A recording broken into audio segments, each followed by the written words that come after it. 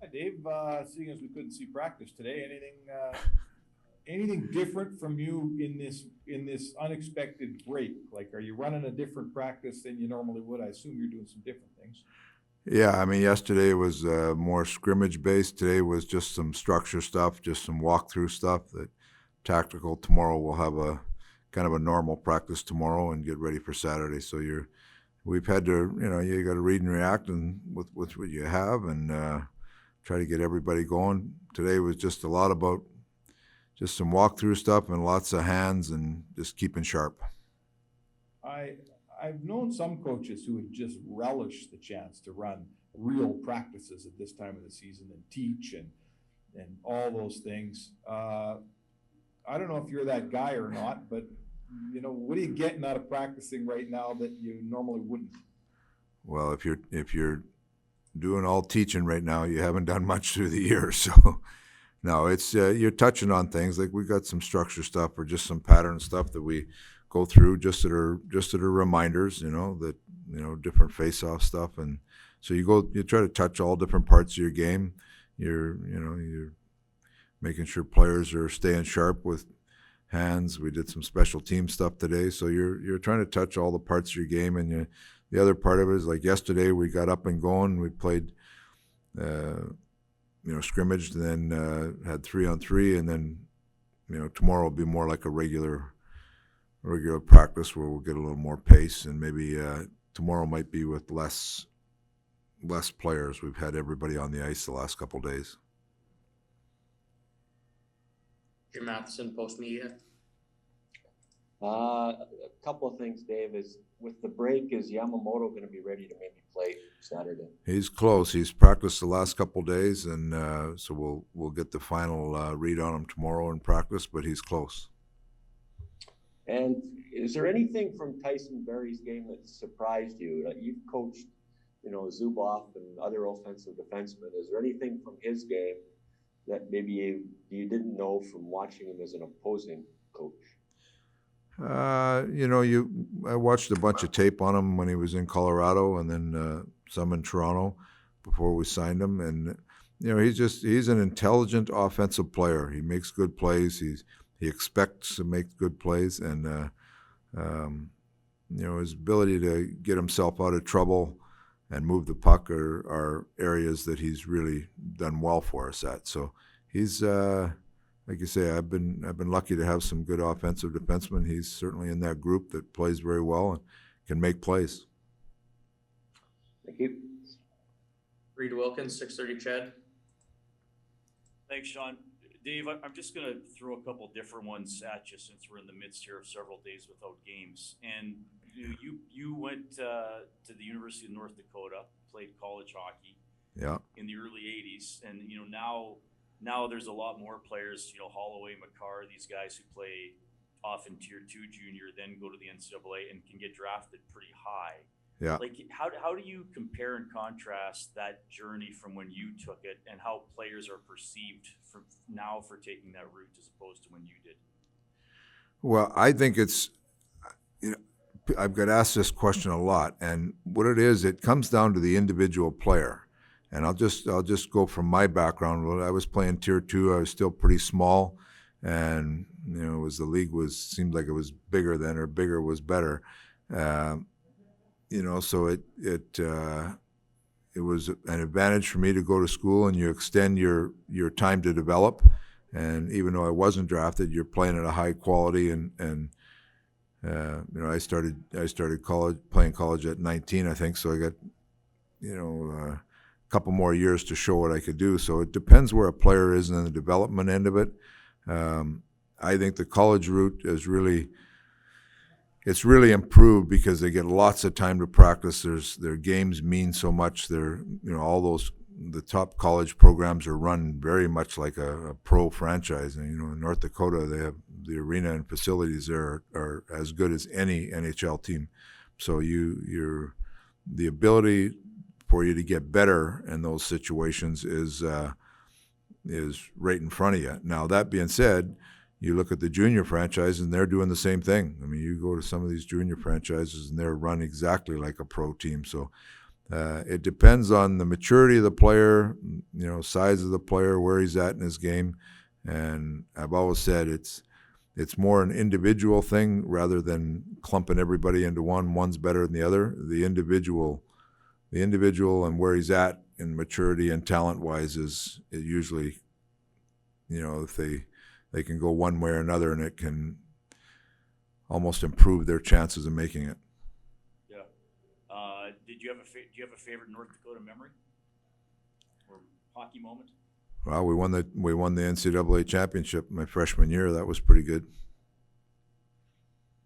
Mark Spector, Sportsnet. Oscar Clefbaum's getting surgery today. Yeah. I wonder if you could just reflect a little bit on, when the season started and you guys are going into this thing without Clefbaum, basically your number one guy from last year. There was a lot of questions as to how your club would weather that. Yeah. Turns out not so bad. What do you think about it? Well, we knew it was a big hole. Clef played big minutes for us in all situations, so it was it was kind of a wait and see, and we've been fortunate. We've had some guys step up. Nursey has certainly taken a big part of that, but some of our young players between Lagus and Jones have given us some minutes. Chris Russell is just a real steady, good pro, and so he's come in and kind of really played well for us. So we've solidified without him. That being said, we'd certainly like to have him. He's a really, really good NHL player, and we hope he gets things fixed up and he'll be with us next year. But it was I would agree with you, Spec. There was some question marks how things were going to work. Fortunately, it's gone all right, and we're moving ahead. So you're a handy guy. I'm grouting a backsplash this afternoon. You got any advice? I used to do a lot of that when I was younger. You know what I do now, Spec? Hire somebody. No, that's not a hard job. Spec, you can pick that. You can do that one. Jason Gregor, TSN 1260. Dave, you got a lot more confidence than Spec does, that's for sure. I'll tell you that. Yeah. Tyson Berry talked about earlier today, that yesterday's practice is just about kind of keeping the wind up of the guys. Mm-hmm. You don't think there's not much you can do. So when you look at your practice tomorrow, Dave, leading up to that Toronto game, do you ramp it up again with a little bit of intensity and more so just the pace of like a 3-on-3 to get guys win? What's the strategy on day 5 of practice? Well, we've kind of had a strategy every day. So yesterday was built in more almost like a game day where you're getting reps like a game day, and then today was a little more tactical, less taxing on the body, and tomorrow we'll ramp it up a little bit and get ready for Saturday. So there's days, and our coaches talk about it all the time. It's more a feel. I go by a feel, more from when I played. You have these breaks, and how are you going to feel on certain days, and when do you need to push, and when do you need to back off a little bit? And like today was a back off a little bit and try to get some things accomplished, but more through, just patterns and face-offs and a little bit of special teams. And tomorrow we'll ramp it up and get back into game mode. Do you have an update on Kyler Yamamoto? Are you expecting him to play Saturday? He practiced the last 2 days pretty hard, and we'll get through a practice tomorrow, and he's getting close. He's got a chance on Saturday. Jack Michael, 630 Chad. Dave, today is the anniversary of when the Whalers made it official that they wouldn't be back. What was it like to be a Whaler in the mid-'80s with all the players that turned out to be real leaders in different aspects of the business? Can you kind of just quickly go over that? Well, mid-'80s was a lot of fun to be a Hartford Whaler. We had some pretty good teams, and I don't know. It's amazing how you go. Some teams you're around or play on.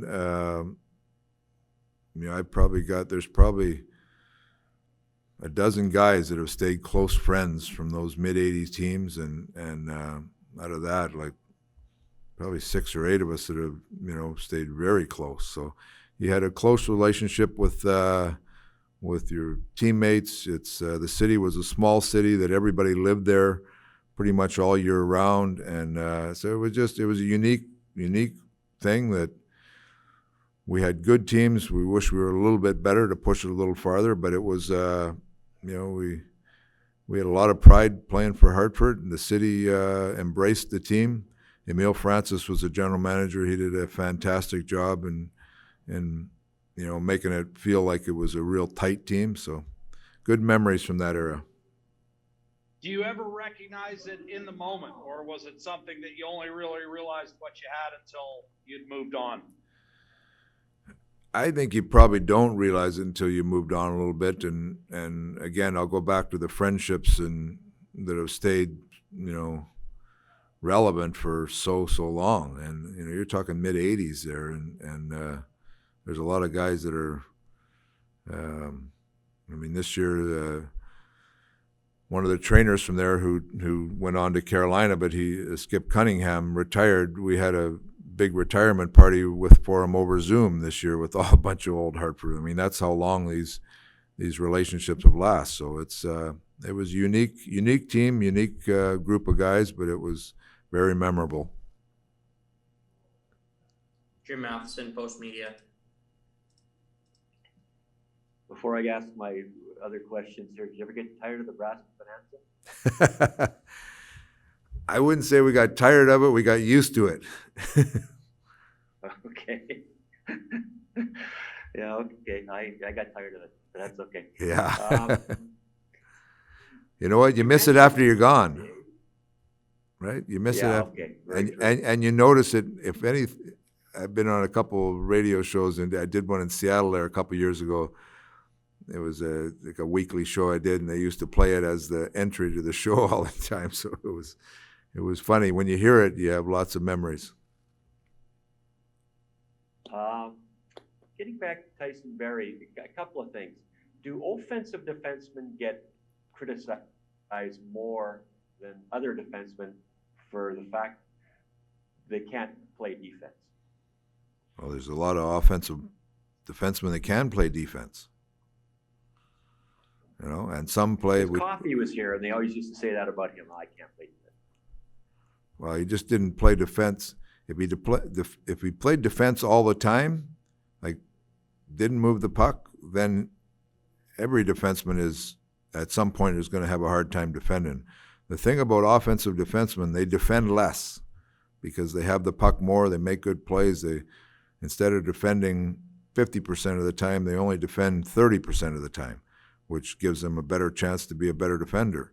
Now, you've got defensive defensemen, they end up defending maybe 50 or 60% of the time because they, have more starts in your own end between penalty killing and, so it's sometimes offensive defensemen become better defenders by defending less.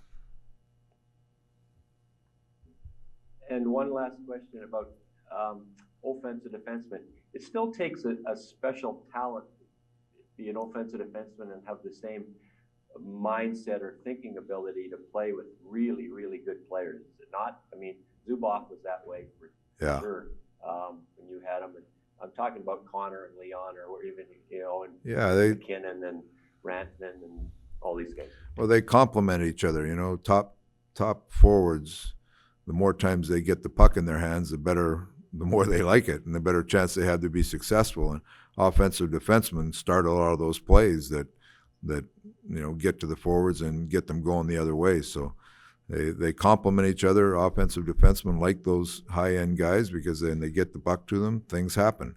And offensive forwards, or the forwards like it because the offensive defenseman has the ability to get it to them more, so they just go hand in hand. Thank you.